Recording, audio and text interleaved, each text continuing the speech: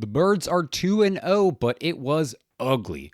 Find out why. Plus, are we in trouble somewhere else other than cornerback 2? And could this be the game that is the nail on the coffin for the Tush Push? We'll talk about all that and more, so without wasting any more time, let's dive right into it.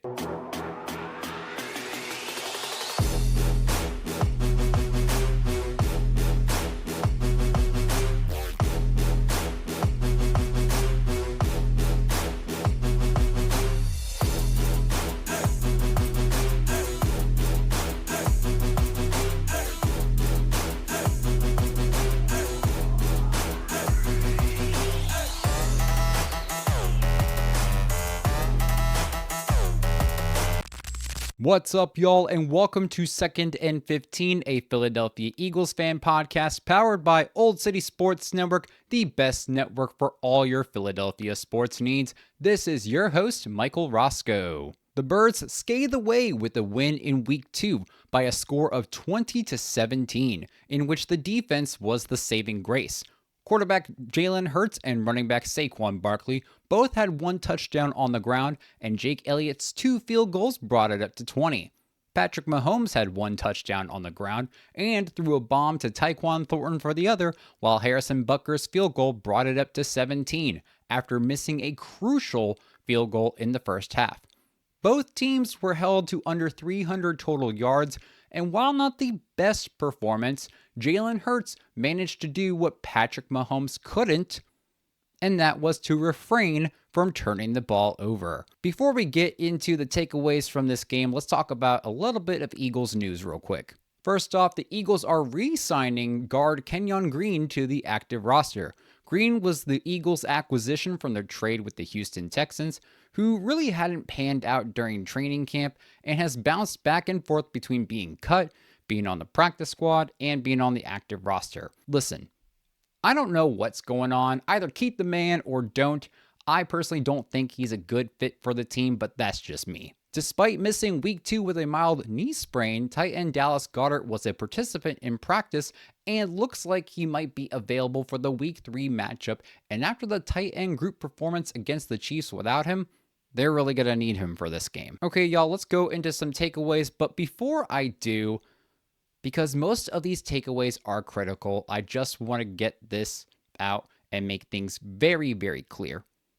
I am happy for the win. A win is a win, and I will always be thankful for a win. Even if it's ugly and it's scary and it makes you think, are we able to win next week with the shit we just saw? I am thankful and grateful for the win. Don't get that shit twisted. However, there are some things to take away from this game that need to be addressed. This was one of, if not the sloppiest wins for the Birds I have seen in a very, very long time. Between the penalties, the inability to get the pass game going, the redundancy of plays, it was just a sloppy fucking mess, y'all. Did the job get done? Yes, absolutely. And at the end of the day, that is what matters the most. What was done in that specific game got us the win. However, that won't be enough to last throughout the rest of the season. I can tell you all that right now. Despite Patullo's play calling, or lack thereof, should I really say, there's some things that Jalen has got to fix. For example, he's been holding on to the ball for too long this season. Now, part of that goes in with the play calling, because if your receivers are forced to run badly called routes, it's going to be difficult for them to get open, thus the quarterback is going to have to hang on to the ball for a little bit longer. However, there were a couple of instances where a receiver such as A.J. Brown was wide open but was missed by Jalen. I've been critical of this before. Sometimes Jalen Hurts gets too comfortable staying in the pocket for a very long time when there is an opportunity for a play to be made quickly. Now, under a new offensive coordinator, we tend to see this with the Eagles. It starts off as an early flaw, and then it kind of fades out as we get a few weeks into the season.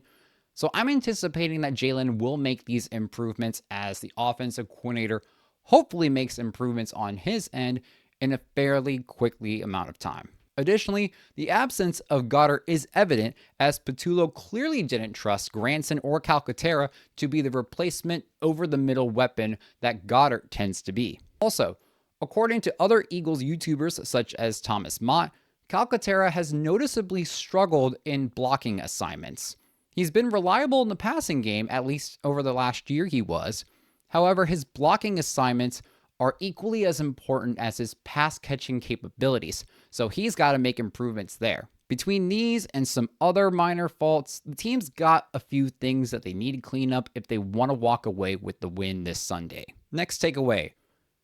This was the game that could get the Tush Push banned. And now listen, I know a lot of people are talking about this, but hear me out. We heard it from Dean Blandino live where he said, quote, "I'm getting tired of the Tush Push, man. It's too hard to officiate." First of all, Blandino, you're announcing the game. The refs are doing the officiating, so chill. Second of all, he does have a point, though. I won't be biased. We got lucky on some uncalled false starts. There were some, that's undeniable. However, the Tush Push didn't throw a goal line interception. A Tush Push didn't cause Travis Kelce to lack hands. A Tush Push didn't overthrow a wide open Tyquan Thornton. A Tush Push didn't hold the Eagles defenders throughout the game. A Tush Push didn't decide to go for it on 4th down on your own 36-yard line. That was all the Chiefs. That was the Chiefs doing. So for the Chiefs fans complaining about the Tush Push, y'all are complaining about the wrong damn thing. Plus, all the confusion with the officiating on the Tush Push in the 4th quarter, I'll be honest, it didn't look great for the Birds. NFL coaches across all 31 other teams, but especially them whiny-ass Packers, are going to put that footage on repeat, go to the NFL owners meeting next year, and propose another Tush Push ban. But this time, their excuse will be, it's too hard to officiate. The Tush Push is just a variation of a quarterback sneak. So if one quarterback sneak is too hard to officiate, then with that logic, we should just ban all quarterback sneaks, right? You know what? Let's go and ban fucking tackling next, why don't we? If we're on this train of banning things, let's just keep it going, right?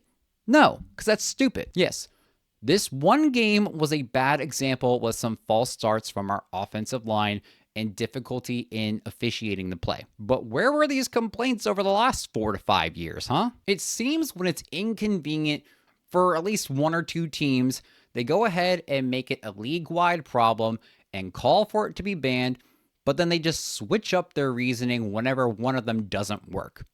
It's lazy mentality. Either you get your defense together to work on stopping it and quit complaining, or keep complaining and keep getting y'all's asses run over by it. Because banning it won't solve anything. Because even if it does get banned, the Eagles will just find another way to succeed with a similar tactic. All right, my third takeaway from this game, and I really hope that this is not the case, but is Kevin Patullo the second coming of Brian Johnson? It's giving 2023 vibes.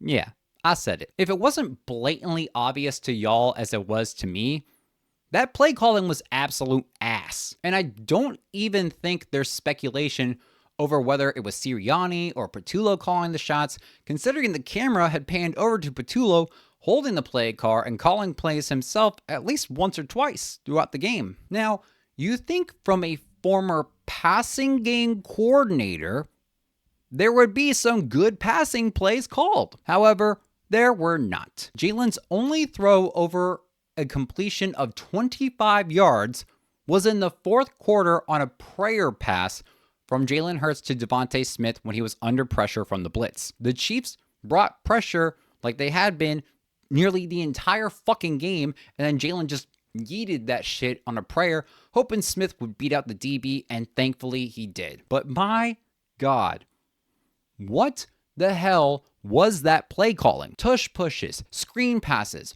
running out of the pistol, and vertical routes. That was it from Kevin Patullo.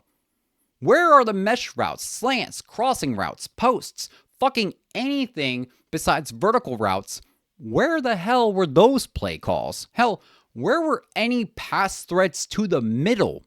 especially on blitzes when they were sending fucking everybody. You get A.J. Brown on a crossing route to the middle and boom, he's gone. Creativity was basically non-fucking existent in that game. Now, on the ground, what pissed me off the most was that when it was evident the Chiefs were handling things well on the ground and bringing all-out blitzes on like 70% of the defensive plays, we see Kevin Patullo back to back to back like 10 fucking times.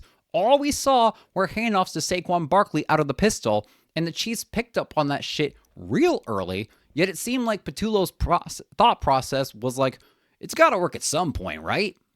No, because when you have Chris Jones and a great defensive coordinator in Steve Spagnuolo running the same shit over and over, that ain't gonna cut it. All right, y'all, my final takeaway before we preview week 3, I'm gonna end that on a positive note.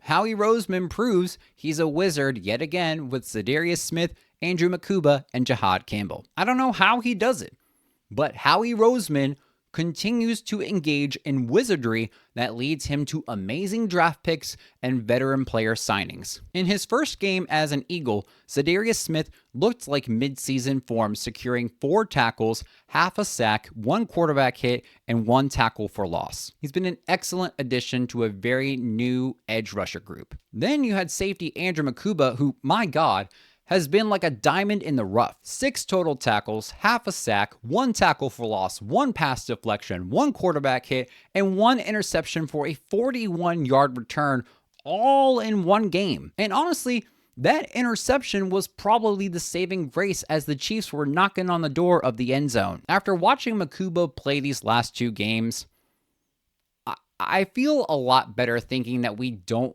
need another safety signing like I've been talking about a lot this past few weeks and during the preseason.